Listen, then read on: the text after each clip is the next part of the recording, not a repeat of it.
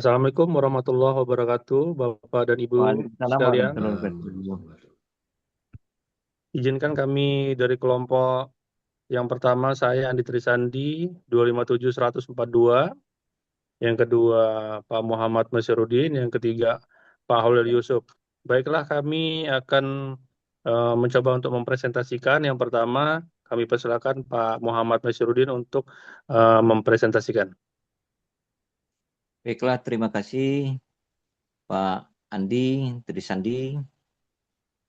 Saya akan mempresentasikan makalah tugasan kelompok kita pada sore hari ini. Analisis fundamental sektor customer Cicilicas.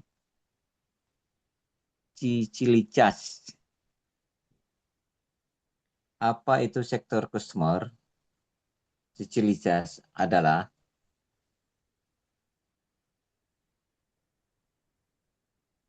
sektor customer Cicilicas mencakup industri yang permintaannya ber mencakup permintaannya berfluktuasi sejalan dengan siklus ekonomi. Produk-produk dalam sektor ini bukan kebutuhan pokok, sehingga konsumen cenderung mengurangi pengeluaran saat daya beli menurun. Industri dalam sektor ini meliputi otomotif, perhotelan, retail, barang-barang mewah, serta rekreasi dan hiburan yang sangat sensitif terhadap perubahan kondisi ekonomi. Fluktuasi permintaan. Permintaan meningkat saat ekonomi tumbuh dan menurun saat resesi. Daya beli konsumen. Kinerja saat dipengaruhi oleh perubahan pendapatan masyarakat. Lanjut.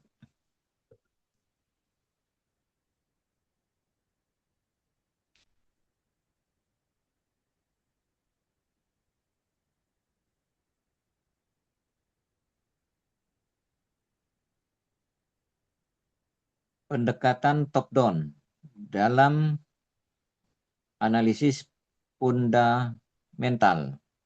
Analisis fundamental menggunakan pendekatan top down yang dimulai dari pengamatan faktor makroekonomi, kemudian berlanjut pada analisis industri, dan diakhiri dengan analisis perusahaan, individu. Analisis ekonomi, pertumbuhan PDB, inflasi, suku bunga, nilai tukar, dan tingkat pengangguran. Analisis industri, persaingan, segmentasi pasar, inovasi, regulasi, dan rantai pasokan.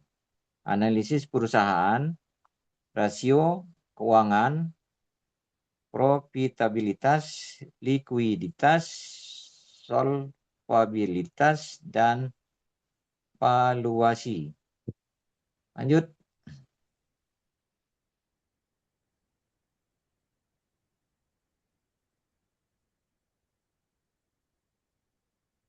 Pertumbuhan, analisis ekonomi, faktor makroekonomi. Pertumbuhan ekonomi PDB, pertumbuhan ekonomi yang positif meningkatkan daya beli masyarakat, mendorong konsumsi barang-barang sekunder seperti otomotif, pariwisata, dan produk rumah tangga. Suku bunga.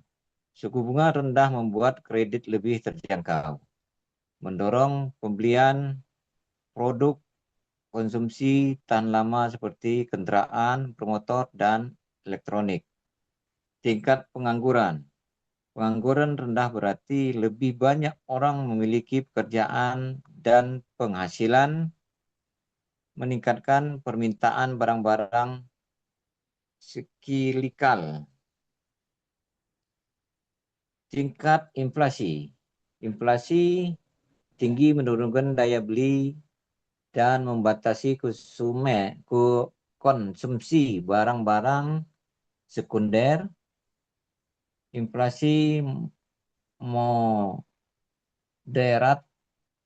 2-4% mendukung pertumbuhan sektor ini. Nilai tukar rupiah. Depresiasi rupiah meningkatkan biaya bahan baku impor, menaikkan harga jual. Apresiasi rupiah meningkatkan margin keuntungan.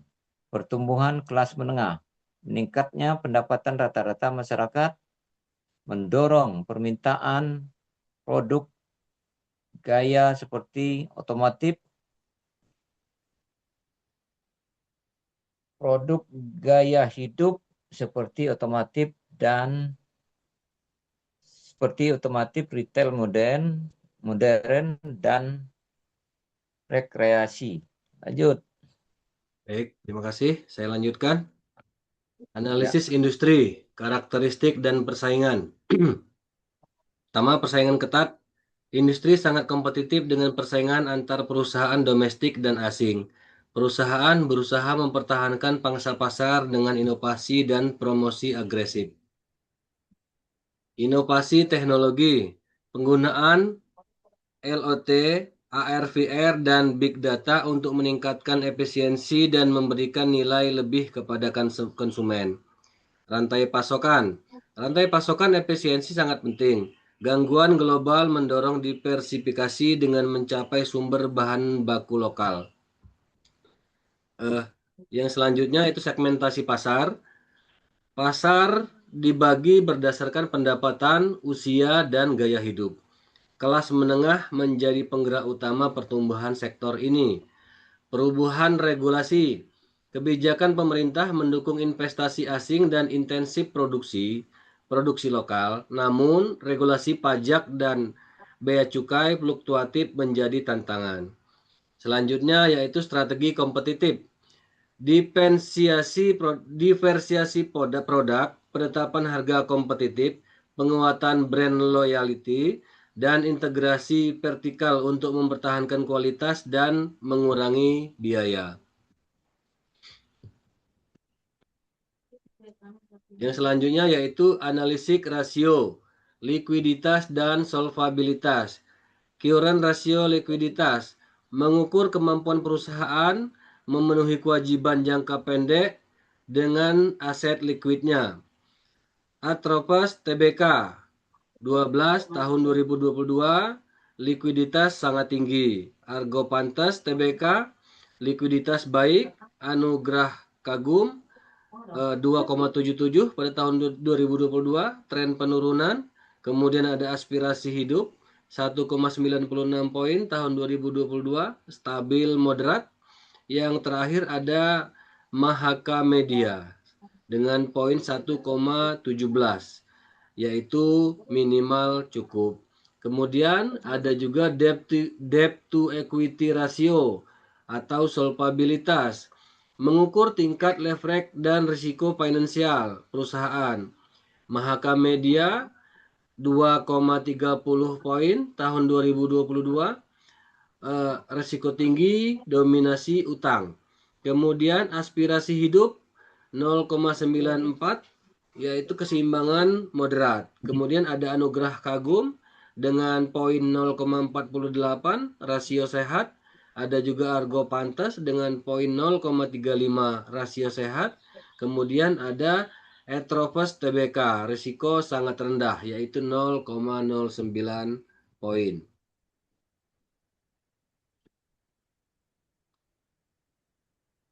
Selanjutnya ada analisis valuasi BVS dan PBV. Pertama, book value per share atau BVS, nilai ekuitas per lembar saham. Fluktuasi BVS Mahaka Media terjadi lonjakan drastis, yaitu 511,4 poin menjadi 2.355,7 poin.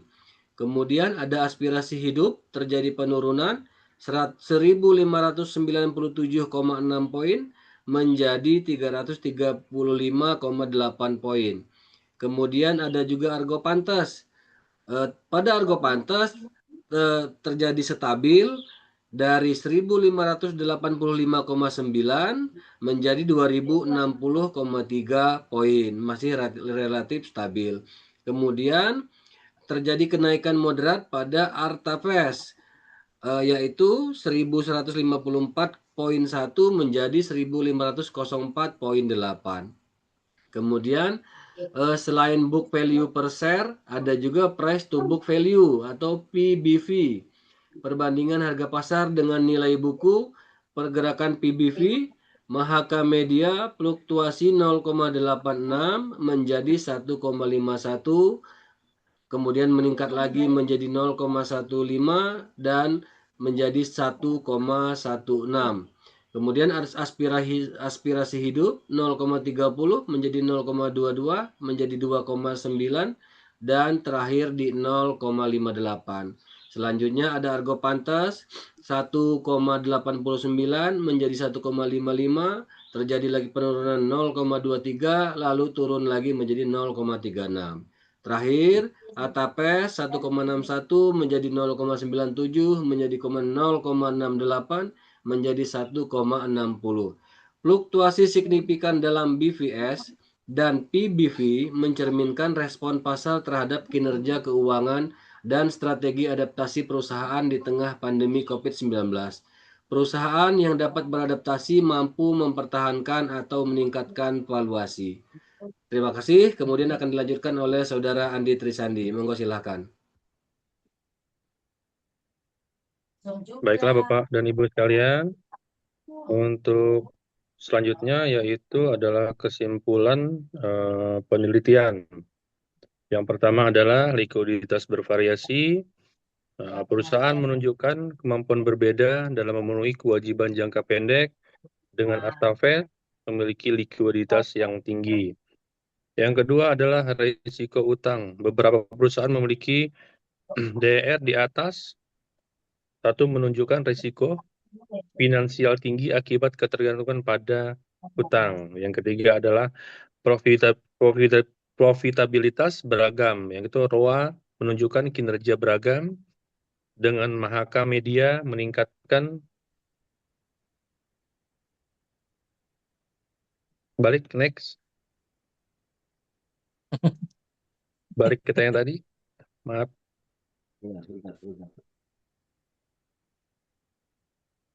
Kesimpulan. Sebelumnya, ya. Kesimpulan. Oke, saya lanjutkan Bapak dan Ibu sekalian.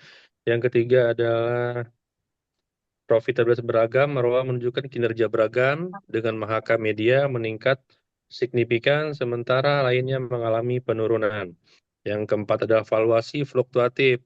BVS dan PBV menunjukkan fluktuasi signifikan selama pandemi, mencerminkan respon pasar terhadap adaptasi perusahaan. Dampak pandemi COVID-19 memberikan dampak besar terhadap kinerja keuangan perusahaan di sektor consumer cyclone dengan ketidakpastian ekonomi, mempengaruhi investor dalam membuat keputusan. Adaptasi dan inovasi menjadi kunci mempertahankan kinerja baik. Next. Selanjutnya Bapak dan Ibu sekalian, saran untuk perusahaan dan investor. Yang pertama adalah strategi adaptasi dan inovasi. Terus beradaptasi dengan perubahan perilaku konsumen dan kondisi pasar. Inovasi dalam produk, layanan, dan penerapan teknologi digital menjadi prioritas untuk meningkatkan daya saing. Yang kedua adalah pengelolaan risiko finansial. Lebih proaktif dalam mengelola risiko, terutama pengendalian utang, memastikan rasio solvabilitas tetap di bawah ambang batas wajar, membantu bertahan dalam situasi sulit. Yang ketiga adalah peningkatan transparansi, meningkatkan transparansi dalam laporan keuangan dan komunikasi dengan pemangku kepentingan untuk membangun kepercayaan investor dan meningkatkan nilai pasar. Yang keempat adalah penelitian lanjutan. Melakukan penelitian lebih mendalam tentang faktor eksternal yang mempengaruhi kinerja seperti regulasi pemerintah, kondisi ekonomi makro, dan perubahan tren konsumen pasca pandemi. Yang kelima, pendidikan dan pelatihan. Menyediakan pendidikan dan pelatihan untuk manajemen dan karyawan dalam manajemen keuangan yang baik dan pengembangan strategi inovatif. Next. N. Oke, baiklah Bapak dan Ibu sekalian, mungkin itu yang dapat kami sampaikan eh, dalam kelompok kami. Kurang lebihnya kami mohon maaf. Wabillahi taufiq wal hidayah. Wassalamualaikum warahmatullahi wabarakatuh. Waalaikumsalam Waalaikumsalam warahmatullahi warahmatullahi wabarakatuh. wabarakatuh.